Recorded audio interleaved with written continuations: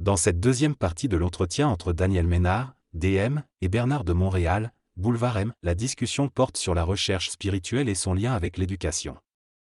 BDM remarque que de nombreuses personnes engagées dans une quête spirituelle ont une faible éducation, car elles ressentent le besoin de trouver des réponses et ont une sensibilité particulière. En revanche, les individus ayant une solide éducation et une carrière prenante ont déjà une concentration élevée sur ce qu'ils font, ce qui limite leur intérêt pour la spiritualité. BDM pense que cela pourrait changer lorsque les sciences ésotériques et métaphysiques évolueront et deviendront plus raisonnables, moins spiritualisées. Cependant, il souligne que la vérifiabilité de ces connaissances se situe davantage sur le plan psychique que sur le plan académique. Il estime donc important que ceux qui ont une formation académique puissent s'ouvrir au psychique pour s'intéresser à ces sujets. Il ajoute que ces personnes sont conscientes des dangers de la démagogie spirituelle et occulte, et qu'elles cherchent à éviter les fraudes psychologiques. En fin de compte, la détection des fraudes dépend des évaluations personnelles et de l'expérience historique. Il est important pour les intellectuels et les universitaires sérieux de faire preuve de discernement et de ne pas se laisser influencer par des mouvements de pensée en lien avec les sciences occultes. Il est nécessaire de comprendre que l'évolution de la conscience humaine passe par une déastralisation de la psyché et que cela implique de reconnaître les vertus de l'intelligence qui ne sont pas forcément évidentes pour l'ego. Il est également mentionné que certaines races ont des missions spécifiques sur Terre. Par exemple, il est suggéré que la race noire peut s'épanouir dans les arts et la musique en raison de son lien avec l'animisme, tandis que la race blanche est plus encline à maîtriser la science. Cependant, cela ne signifie pas que des individus de ces races ne peuvent pas exceller dans d'autres domaines. En envisageant l'avenir, il est suggéré que la race jaune, symbolisée par le Japon, pourrait un jour surpasser la race blanche en termes de développement scientifique, ce qui conduira la race blanche à se tourner vers l'exploration cosmique. Par conséquent, il est possible d'imaginer des changements dans les rôles des différentes races au fil du temps. Cependant, il est également souligné que cette vision de l'évolution des races est spéculative et reste mystérieuse. Il est donc recommandé de rester prudent dans nos interprétations et de ne pas figer ces rôles dans des catégories rigides. Selon la science occulte, les races humaines seront influencées par des paramètres qui ne font pas partie de l'académisme intellectuel traditionnel. L'homme sera capable de plonger dans des zones temporelles et d'être en contact avec des intelligences qui ne sont pas régies par les lois corporelles. Ainsi, il est possible d'anticiper que certaines races auront des évolutions plus rapides que d'autres. Chacun, en tant qu'individu, devra observer ces évolutions et vivre sa conscience individuelle par rapport aux grands chocs qui surviendront au niveau de la conscience des races. L'éducation d'une race est d'abord enracinée dans ses racines spirituelles, mais celles-ci peuvent évoluer voire disparaître. Par exemple, aux États-Unis, l'éducation académique à Harvard est très développée mais la dimension spirituelle est faible. Une nation évolue d'abord spirituellement, puis passe à la prose de son développement historique. Cependant, certaines valeurs spirituelles peuvent être balancées avec des valeurs matérialistes pour des raisons historiques ou de cohabitation. Par exemple, les Américains sont très techniques et matérialistes, mais ont aussi une dimension spirituelle. Lorsqu'il s'agit de mettre la nation en branle et de donner une direction, le côté matérialiste prime, comme cela a été le cas lors de la guerre du Golfe. Il y a donc un jeu entre la spiritualité, l'évolution de la spiritualité et la prise de conscience mesurable et logique, qui est observable en Europe. Ces mouvements entre traditions et valeurs mesurables s'expliquent par la nécessité pour une nation de faire face à la réalité pour survivre, et donc de plonger vers le matérialisme. Note, ce résumé est basé sur une interprétation des propos tenus dans le texte et ne reflète pas nécessairement la réalité ou la validité scientifique des concepts abordés. Dans cette discussion entre Bernard de Montréal, Boulevard M, et un interlocuteur, DM, ils abordent la question de la recherche spirituelle et de l'identité humaine. BDM explique que la recherche spirituelle fait partie de la quête de l'identité de l'homme. Lorsqu'un individu a une identité fondamentale intégrée à sa conscience, il n'a plus besoin de faire cette recherche car il a les réponses aux questions fondamentales. Cependant, la plupart des personnes ont besoin d'un référent extérieur à elles-mêmes car elles ne sont pas en autorité psychologique par rapport à elles-mêmes. BDM illustre son propos en prenant l'exemple de questions éthiques telles que l'euthanasie. Les individus qui ne sont pas totalement sûrs de pouvoir répondre à ces questions ont besoin d'une recherche philosophique ou spirituelle pour trouver des réponses. Ils peuvent également chercher des idéologies dans les religions, les systèmes de pensée ou les gouvernements pour les aider à prendre une décision. Il explique ensuite que lorsque l'âme est en jeu par rapport à l'esprit, l'esprit, qui est froid et rationnel, peut déjouer l'âme qui est basée sur des flux et des reflux émotionnels. Selon Boulevard M, une personne totalement consciente est également totalement scientifique, car elle n'a pas d'émotion dans le mental. Elle peut donc aborder la connaissance scientifique ainsi que des dimensions de connaissance qui ne font pas partie de l'expérience psychologique de l'ego. N scientifique de la prise de conscience diffère selon les contextes. Alors que les problèmes matériels tels que la pression ou la température peuvent être relativement faciles à traiter pour nous aujourd'hui, cela peut ne pas être le cas pour ceux qui vivent dans des régions plus isolées comme les îles du Pacifique. Selon Bernard de Montréal, à mesure que l'évolution de la conscience humaine progressera, les émotions seront éliminées de manière animiste, expérimentale et naïve. Cela sera nécessaire pour que l'humanité évolue à des niveaux plus vastes de conscience et pour prendre des décisions qui seraient considérées comme anathèmes aujourd'hui. Cela nécessite une froideur et une rationalité qui permettront de tuer la vie de l'âme au niveau occulte, en supprimant les facteurs mémoriels de la conscience pour ne garder que les éléments vivants instantanés. Par exemple, l'utilisation d'Internet accélère l'accès à l'information et bouleverse les données statiques de la conscience humaine. Cela remet en question les traditions à un rythme rapide et permet de prendre conscience des tendances socio-démographiques, psychologiques, philosophiques et spirituelles de l'humanité à une échelle planétaire. Cette évolution mettra en évidence le caractère transhistorique et cosmique des sources de conscience. L'homme devra ainsi se tourner vers une conscience universelle, instantanée et plus vaste, qui pourrait dépasser l'Internet tel que nous le connaissons. Cela entraînera une révolution psychologique sur Terre, car l'homme devra abandonner l'illusion de revenir aux sources historiques pour embrasser les sources cosmiques. Pour accéder à cette source, il faudra communiquer avec des entités supérieures et réaliser que la pensée provient d'ailleurs.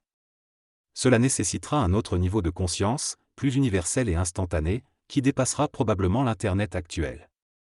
Selon le BDM, nous ne pouvons pas transmuter d'un seul coup toutes nos émotions, car cela se fait progressivement. Le contact avec notre source augmente à mesure que nous éliminons les facteurs émotionnels. Cependant, à ce stade de notre évolution, il n'est pas possible d'avoir un contact absolu avec la source ou le plan mental, car cela créerait des avantages trop importants pour certains individus par rapport à la masse humaine. Par exemple, si une personne avait une intelligence précise due à ce contact avec le plan mental, cela pourrait causer des chocs pour l'humanité. Les émotions, la territorialité et les différents degrés de retard dans la conscience des différents peuples sont des facteurs qui empêchent une absorption complète de cette information. Il est préférable de retenir complètement cette information plutôt que de la recouvrir avec de la religion, car la religion créerait des espoirs irréalistes. Avec l'évolution de l'humanité, il est possible que l'homme puisse communiquer avec le plan mental de manière objective, mais cela se produira probablement lors de la 7e race racine. La conversation entre DM et BDM porte sur l'évolution de la civilisation et l'identité de l'homme. BDM affirme qu'à l'avenir, la civilisation sera si différente de celle d'aujourd'hui qu'il n'y aura plus de relation entre les deux. Il prédit que les gens d'aujourd'hui seront considérés comme des barbares. DM mentionne avoir rencontré des personnes bien éduquées en Europe lors de conférences, mais BDM explique que l'éducation ésotérique et occulte ne suffit pas pour atteindre une véritable connexion avec le mental supérieur. Il affirme que l'ego est toujours à la recherche de connaissances pour satisfaire ses propres plaisirs, alors que la véritable évolution demande un contact avec le plan mental qui choque l'ego et lui fait perdre son emprise. BDM mentionne également que notre recherche spirituelle peut être basée sur des illusions, et que l'homme devra un jour s'éveiller à la réalité et faire tomber les frontières psychologiques pour atteindre son identité spirituelle.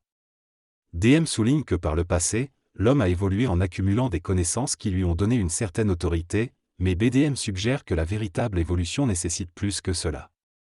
Dans cette discussion, Bernard de Montréal, Boulevard M, aborde le sujet de l'éducation et de l'évolution de l'individu conscient. Selon lui, l'intelligence d'une personne réside dans sa capacité à absorber de nouvelles informations sans être perturbée ou troublée. Il affirme que ceux qui sont incapables de s'ouvrir à de nouvelles connaissances sont, selon lui, stupides, même s'ils possèdent un doctorat. BDM souligne que l'évolution de l'individu dépend de sa capacité à faire face aux chocs provoqués par de nouvelles informations et à les intégrer dans sa compréhension de la réalité. Il explique que certains individus sont incapables de prendre des chocs et de faire face à de nouvelles informations en raison de leur identité. BDM souligne l'importance d'avoir une identité transparente, c'est-à-dire de ne pas être attaché à avoir raison ou à contester les autres. Il affirme que l'intelligence se développe lorsque l'individu cesse de chercher à avoir raison et est ouvert à de multiples perspectives. Dans l'ensemble, BDM soutient que l'éducation de l'individu conscient consiste à apprendre à traiter avec le vide, c'est-à-dire avec de nouvelles informations et connaissances qui ne font pas partie du passé ou de l'âme, mais qui appartiennent au plan mental. Il souligne que ceux qui ont une identité transparente sont plus en mesure de faire face à de telles connaissances et de les intégrer dans leur compréhension de la réalité. Plus une personne a une forte identité, plus elle est transparente et moins elle est en état de guerre.